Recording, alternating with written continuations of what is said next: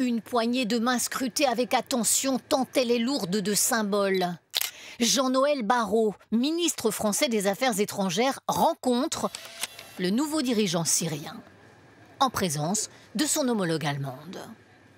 Pour la première fois depuis la chute de Bachar al-Assad, deux puissances occidentales se déplacent pour parler avec Ahmad al-Sharai, le nouvel homme fort de la Syrie, chef du groupe islamiste radical HTS.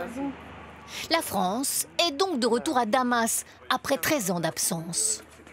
Le ministre visite l'ambassade abandonnée, figée dans la poussière. Mais sa réouverture, tout comme le rétablissement de relations diplomatiques, ne se feront qu'à certaines conditions. Et c'est bien le but de ce déplacement, essayer d'évaluer ce que les nouveaux dirigeants islamistes feront de la Syrie. L'espoir d'une Syrie souveraine, stable et apaisée. L'espoir que les aspirations des Syriennes et des Syriens puissent se concrétiser.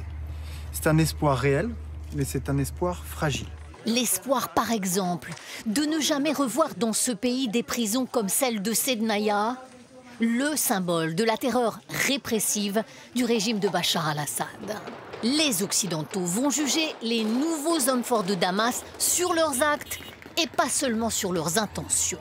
Si vous voulez respecter la liberté, il faut être réellement inclusif, vous intégrez tous les partis, vous intégrez toutes les confessions religieuses. Sinon, vous êtes en train de passer d'une dictature baathiste avec le parti unique du Baas à une autre dictature qui serait, elle, islamiste, djihadiste.